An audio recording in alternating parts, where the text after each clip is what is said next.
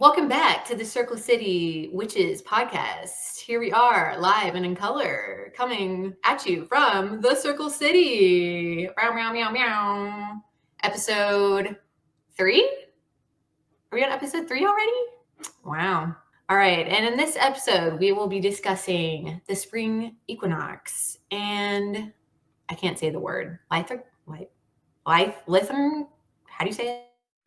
Lycanthropy. Lycanthropy. That's it. Thank you. So, as per usual, each one of us had a quest, and mine was spring equinox, exploring the spring equinox in different cultures.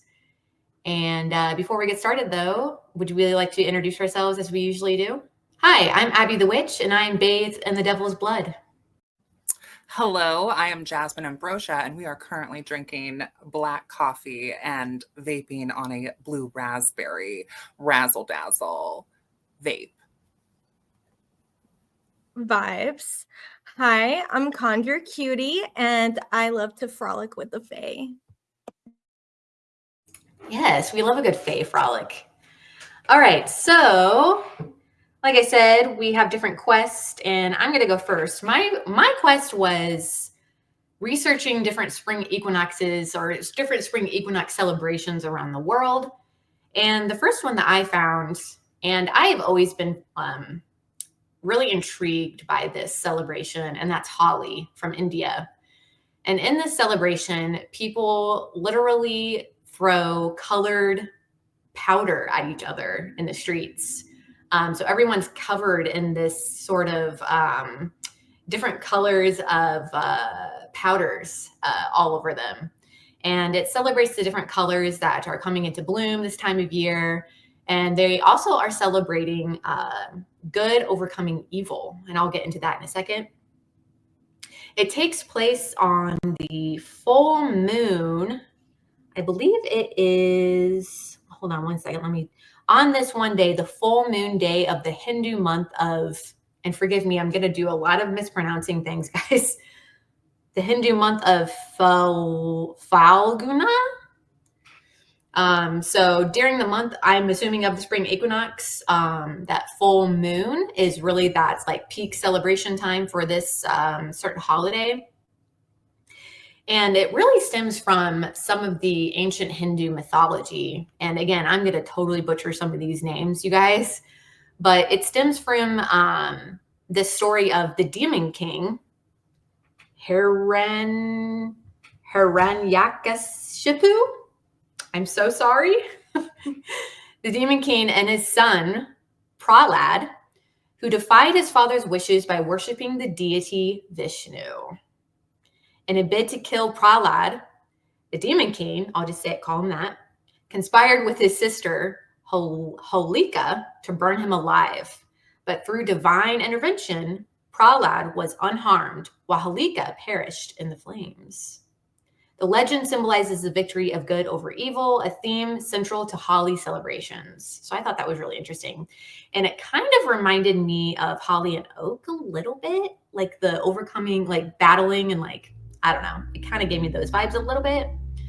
Also connected to the Holi festivals is the story of Radha and Krishna. According to Hindu mythology, the deity Krishna, whose skin was turned blue by a demon, was enamored by Radha, the epitome of love and devotion. Worried that Radha would be turned off by his unnatural appearance, Krishna vented to his mother, who playfully suggested that he smeared colored powder on Radha's face. So I thought that was really cool. Obviously, maybe that's where like the idea of throwing powder at each other came from. So the next one I came across was one in Mexico. Again, please, I appreciate your patience with my mispronunciations. El Castillo and Teotihuacan. So basically, there's this huge ancient Mayan temple in Mexico. And on the spring equinox, the morning of the spring equinox, as the sun comes up, the way the sun casts onto the temple, there is a shadow that looks like a snake coming down the side of the temple. And I think that's so fucking cool. And as the sun comes up and that shadow is casted, everyone is kind of like reaches out to the sun and to the light, kind of like welcoming in the spring equinox and welcoming back the light. So I thought that was really, really cool. And the snake rippling down the northern staircase is symbolizing the return of the ancient god to earth, said to bring hope for spring. And they also have different festivities surrounding that, like music, dancing, incense burning. So yeah, sounds like a good time. And of course, last but not least, I had to include Austera, of course, Germanic. So this Austera is interesting to me. And Austera and both St. Patrick's Day, I feel like kind of get some specifically pagan, but also witches too, some of their feathers kind of ruffled, because I feel like there's some debate as to whether or not, Austera came, or Easter ripped off of Austera or not.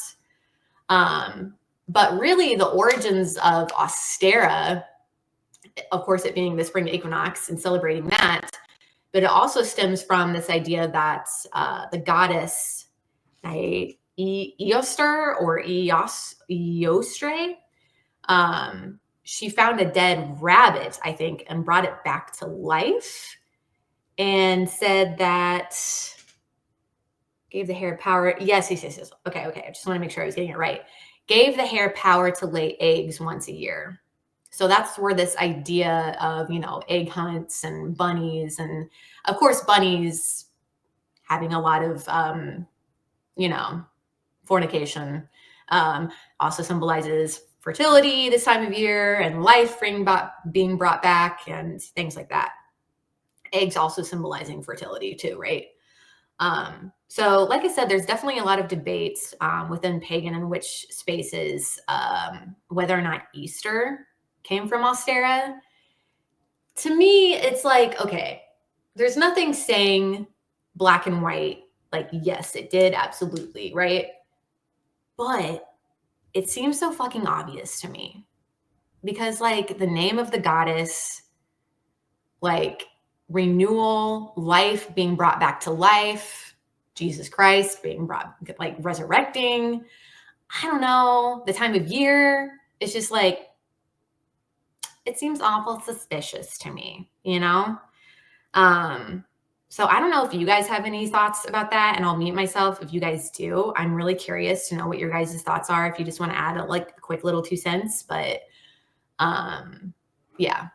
I don't necessarily know that I have any thoughts about Ostara, other than I'm currently watching American Gods, and I am in season 3 of that. And in season 2, there's this funny episode where they go to Ostara, the goddess's like big spring equinox party at her big mansion, and she's got lots of little rabbits and she's got lots of little lambs, and they're having a big like pastel spring party, and there's all these different Jesuses from like all around the world, from like all the different cultures, because the episode kind of touches on people's belief in a deity is what makes it real. So there's like Mexican Jesus and white Jesus, and like there's Italian Jesus and black Jesus, and like all these different Jesus figures and variations of Jesus that are like hanging out with Ostara, and those are like her boys,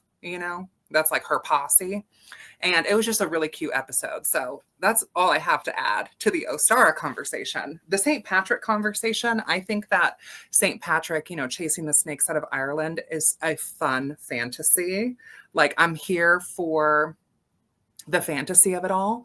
As far as like it being historically accurate, I would say that's probably not true. Like, most historians just don't really vibe with the pagan rhetoric of St. Patrick absolutely, is responsible for the Christianization of Ireland, because it was Christianized and colonized even before Patrick was there.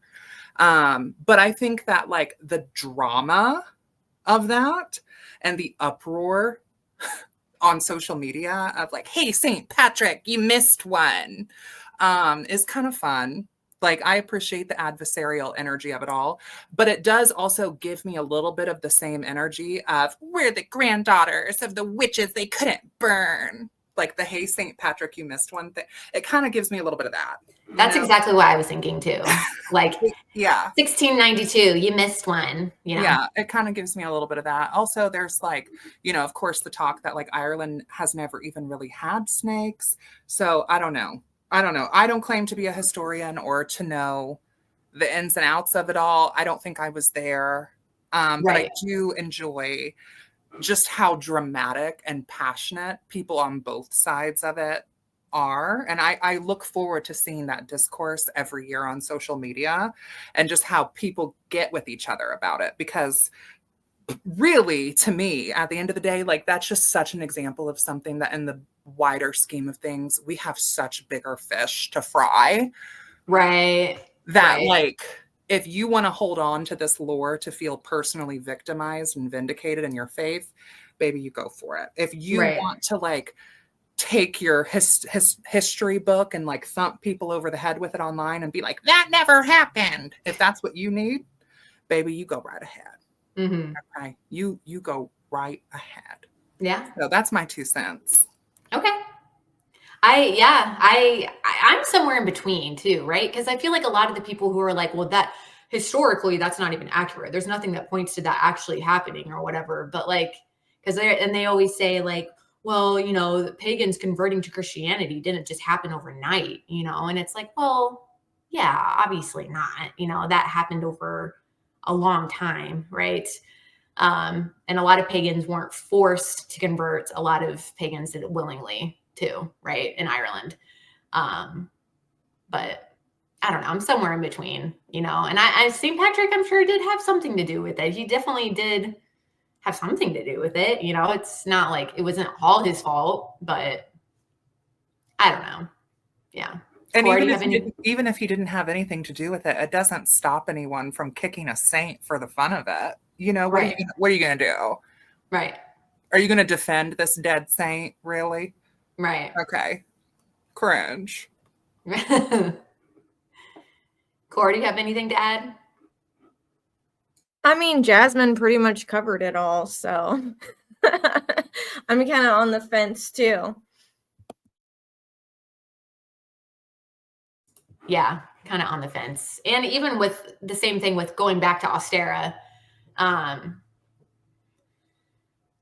maybe coincidentally they just came up with a holiday that sounded exactly like the goddess of spring equinox and happened to be the exact same time of year. I don't know. Maybe that was a total huge coincidence. And maybe it wasn't, but what's that?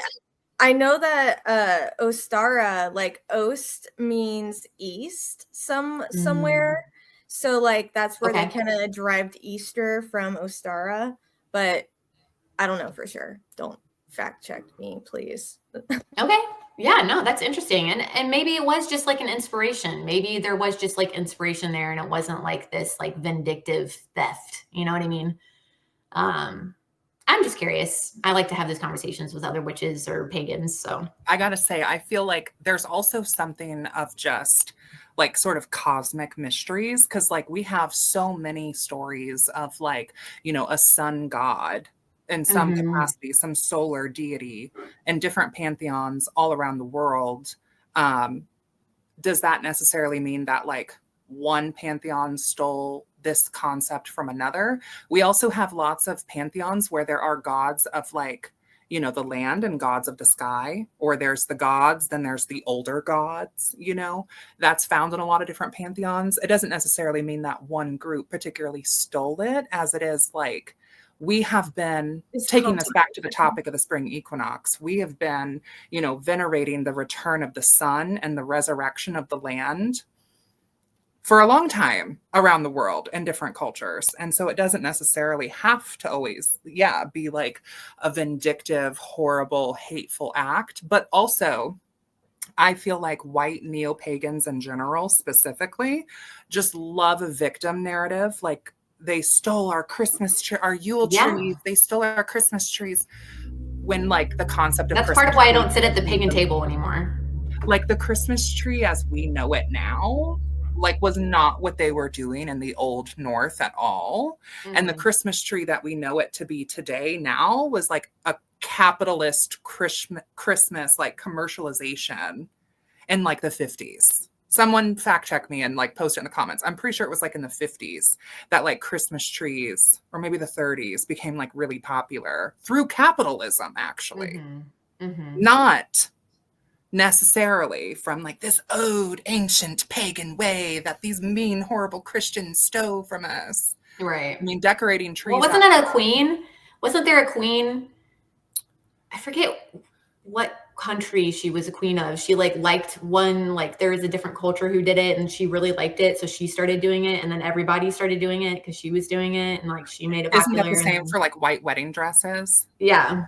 Like where we get our white wedding dress custom from is because there was some, like I almost want to say it was Diana, but I don't think that's right. Victoria, maybe? I don't know. Some queen I who wore think I know what you're talking about. Yes. And then everyone, it created this whole vision for weddings that. The only thing that makes me feel like it might have been not necessarily vindictive, but like a tactic was because Christians wanted to convert as many people as possible. You know what I mean? So I could see them like dangling this, like, see, we're kind of like, we have these cool things too. We have bunnies and, you know, like, I could see them like using that to kind of lure people in. But I digress. Okay, so I'm going to move on to the next part unless you guys have something to add. Well, I was going to agree with you, Abby. Like, they're pretty vindictive in general, and they use ways to get people to convert into Christianity. So, yeah. Convert and repent or burn in hell is like their number one. Oh, see you there. I love fire. Anyway, okay, so the next part says short reflection of what the spring equinox means to me, and how can I incorporate its themes into my daily life. So basically, spring equinox to me is just, I mean, I already said it, but renewal, right? A fresh start. Everything's coming back to life. It's new. It's all the plants are little babies sprouting and there's little baby bunnies and everything's new and fresh and very vivacious, right? So to me, it's like there are different phases in life that you can face kind of like that spring equinox energy, kind of like after you go through a tower moment, right? That brutal, harsh winter or that brutal, harsh tower moment, and then coming out anew, right? Or even like the conventional New Year, January 1st, December 31st, coming out kind of like after that brutal year, starting anew, right? So a lot of witches, I found this out last year. I didn't know, but a lot of witches even call the spring equinox the quote unquote the witches' new year. I've never heard of that. I could totally see it. No tea, no shade. I'm gonna say I've always thought of Samhain. I've never heard of it as the witch's new year. I've known it as like an astrological new year from the sense that the sun, you know, it enters the first degree of Aries, and Aries is the first of the 12 zodiac in the animal wheel, the Kyklos, the zodiac belt. So Aries, being the cardinal sign that it is, basically heralds in the new year, the new astrological, like celestial year, the new heavenly year. And it also brings in the spring, like how Cancer brings in summer and Libra brings in fall and Capricorn brings in winter. And even down to like, if we look at the wheel of the year of our Sabbats, I mean, those like cardinal direction Sabbats, so the solstices, winter and summer solstice, spring and fall equinox, are technically marked by when the sun enters the first degree of those 4 signs. Like that's how we know what day astrologically the winter solstice falls on, because while it's a spiritual day, it's also like, it's an observable astrological event.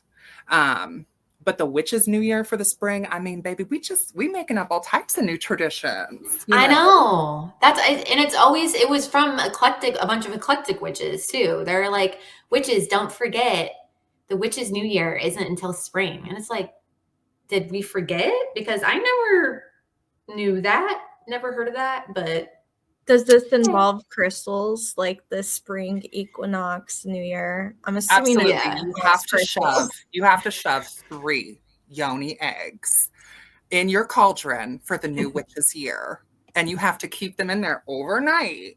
And then first thing in the morning on the day of the new year, you have to Nerf gun them at your closest neighbor. That's the old witch's way. First, you have to freeze them so that way they melt overnight while they're, inside that cauldron to represent, winter turning into spring. And you have to write your intentions on a piece of paper before putting them inside of that glycerin egg. So that way, as they melt, you absorb the intentions.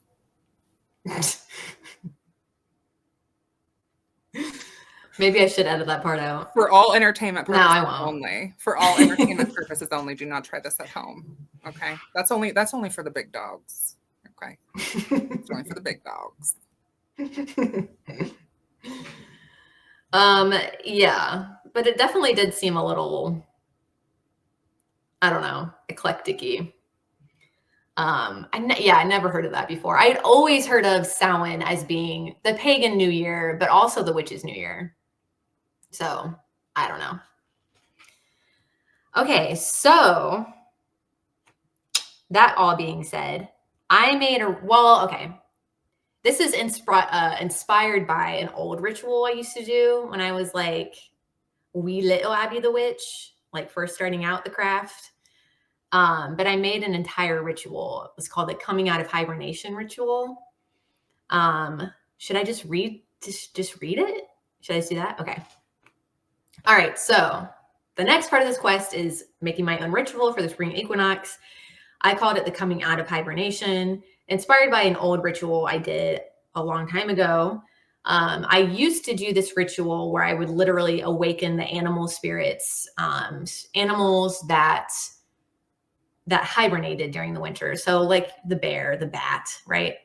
And I literally had I still do have this little oracle deck, the animal spirit deck. And I would put the cards away of that animal that hibernated, or little trinkets that I had that was associated with that animal spirit. I would put those away in a little box, not represented the little cave they're hibernating in.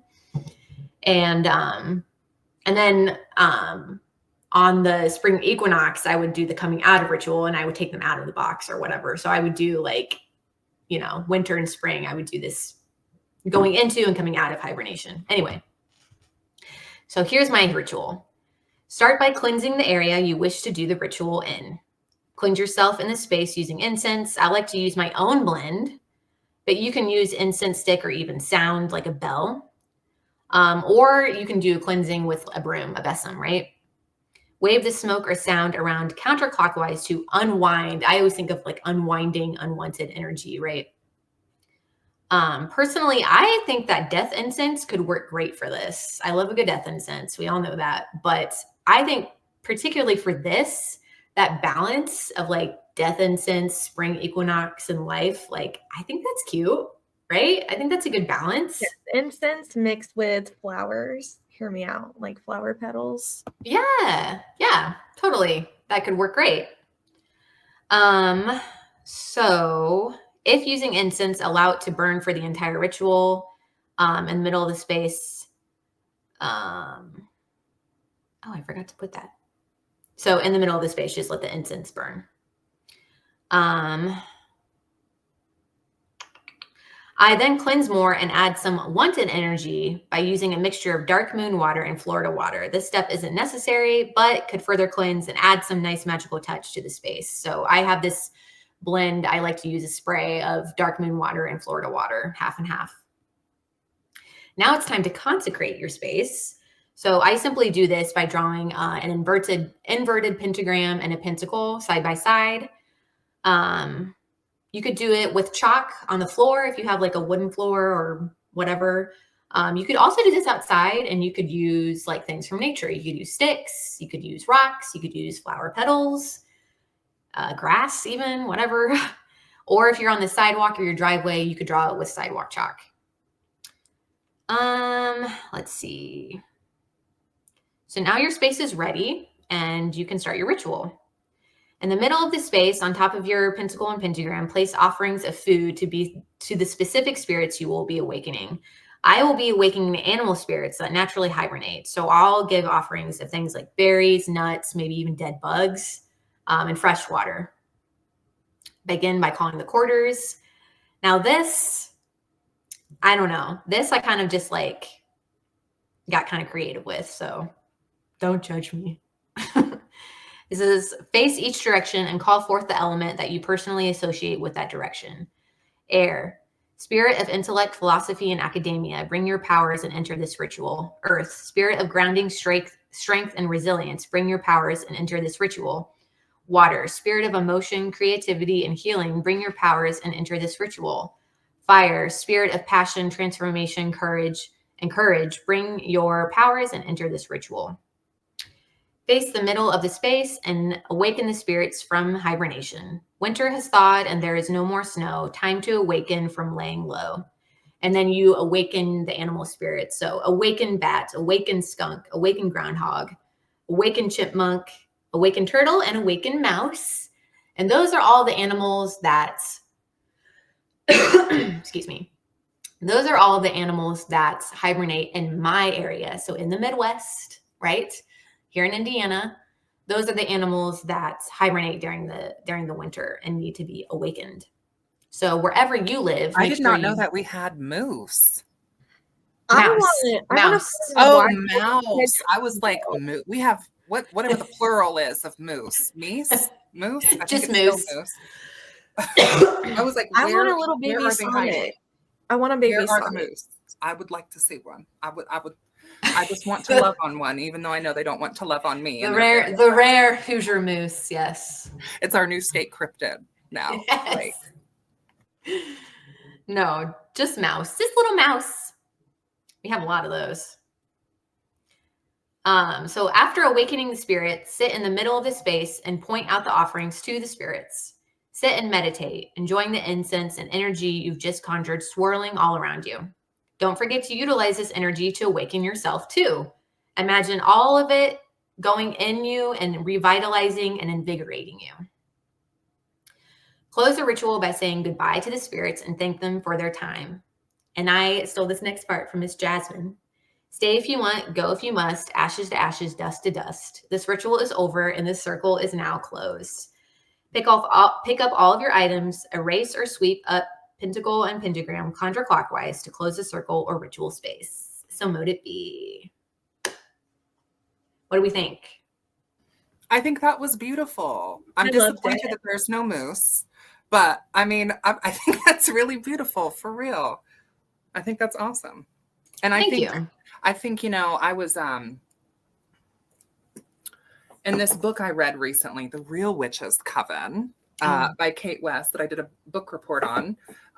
One of the questions that she asks in there, it's a book kind of written for coven leadership to like reflect on. And there's parts of the book that were not a huge hit for me. Okay. Mm-hmm. But there were some questions that I was like, oh, you know what? That's actually really thought provoking. Cause there was one that was like asking the reason of like, why does your magical group gather? Like, what is the purpose of the coven? Like, what are y'all doing? And I think a lot of people would say like, oh, you know, empowerment or community or personal connection or raising more energy. But like when I was looking into some tradcraft sources, like there's a lot of folk belief of witches, the fairy people, the cunning folk literally turning the wheel, like literally honoring the seasons by turning it, like as in this sort of belief that like by us venerating the changing of the seasons, it like in some way changes the seasons. Like it's just, you know, so I feel like looking at that ritual from, you know, that sort of perspective of like, what is the purpose of why? Well, the why is like, you know, inviting the animals back into the landscape and like letting them know, like you would a child, hey, it's time to get up for school, y'all, or y'all coming back in or what? You know, like, so I thought it was a great ritual. Thanks. Thank you. Appreciate that. I loved it. It was fun. Thank you. It was fun. I might actually try it and go outside if it's nice enough, but we should all do it together. Oh, wait. Oh, Yeah, that'd be it's fun. a ritual. We can do it. It's not a spell. True. Well, I have all of my sources listed. I guess if anyone's interested, I guess I could link or somehow like put the ritual down below. I think we've done that in our past episodes too, right? Yeah. So I could try to do that. And that's all I have, you guys. Did you guys want to add anything else to my quest, or are we good? No, otherwise than just like, yeah, we'll link the document down below if anyone's interested. Because there are some, like, I was looking at this a little bit earlier today, and you guys have like, there's some source links in here that people might be interested in. Yeah. So because I sourced all of the links I used to like research the different celebrations and stuff. yeah. So we'll leave that down below. Okay, guys. So a lot like last episode, I'm going to be stepping off of here, but Jasmine and Cora are going to take over for part 2. So yeah, I will definitely add my thoughts at the end of that video, at the end of part 2. So until next time, I hope you guys stay very well, and I'll see you guys very soon. See you in hell. Mwah. Bye.